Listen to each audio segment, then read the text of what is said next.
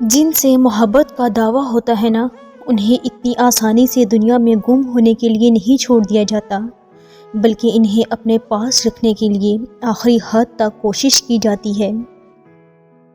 ایک ڈپریسڈ انسان کے لیے ہر نصیحت اور تسلی بیکار ہے۔ اگر کوئی چیز سہارا دے سکتی ہے، وہ ہے من پسند شخص کا اس کے ساتھ رہنا۔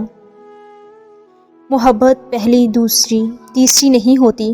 محبت تو وہ ہوتی ہے جس کے بعد محبت نہ ہو۔ زندگی تب سے آسان ہو گئی جب سے میں نے سمجھ لیا کہ لوگ ہوتے ہیں، لوگوں کو لوگ مل بھی جاتے ہیں۔ نہ کوئی کسی کا انتظار کرتا ہے، نہ کوئی کسی کے نہ ہونے سے مرتا ہے۔ ویسے بھی لوگوں کی مثال ان پرندوں جیسی ہے جو شجر کو سوکھتا دیکھ کر کہیں اور آشیانہ بنا لیتے ہیں۔ محبت میں صرف مان ہی تو رکھے جاتے ہیں، قدر ہی تو کی جاتی ہے۔ محبت میں ایک مان ہی تو ہوتا ہے جو محبوب کو دیا جاتا ہے۔ یہ 3 حرفوں کا مجموعہ مان، محبت، ایمانت اور نور سے ہی تو مزین ہوتا ہے، جو محبوب کو ان احساسات سے لبالب بھر دیتا ہے۔ کسی بھی رشتے میں مان نہ ہو تو وہ کھوکھلا ہو جاتا ہے۔ ہمیں ایسا کیوں لگتا ہے کہ ہم کسی انسان کو چھوڑ جائیں گے تو وہ نہیں رہ پائے گا؟ ایسا نہیں ہے۔ ہم اپنے ساتھ اس انسان کا خلوص، محبت، مان، اعتبار سب ساتھ سمیٹ لاتے ہیں۔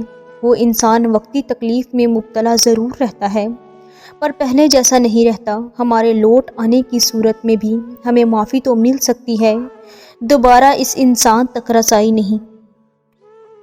ایک ایسے انسان کے ساتھ زندگی گزاری جا سکتی ہے جسے محبت کرنا نہیں آتی، لیکن جو شخص محبت کو پہچان لینے کے بعد محبت کا ناجائز استعمال و استحال کرنا جانتا ہو، یقیناً اس شخص کی قربت خطرناک اور ناقابل بھروسہ ہوگی۔ کیا یہ سچ نہیں کہ محبت عزت اور بھروسے کا دوسرا نام ہے؟ عورت ضرب دینا جانتی ہے، مرد جمع یا نفی جانتا ہے، لیکن عورت صرف ضرب جانتی ہے۔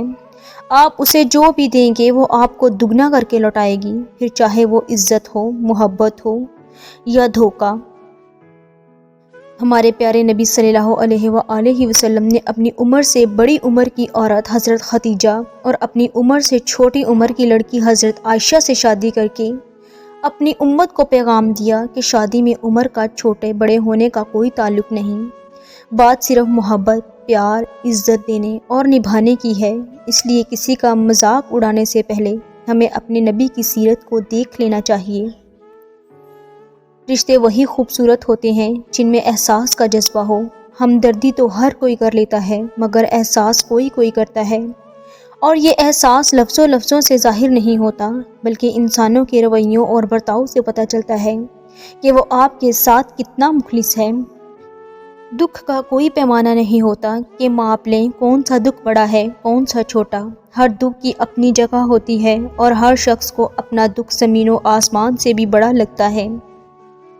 بانو قدسیہ کہتی تھیں، اور اس شخص سے کنارہ کر لو جو تمہیں اپنی مرضی کے مطابق محبت دے، یعنی جب چاہے محبت کا احساس دلائے اور جب چاہے اجنبی کر دے۔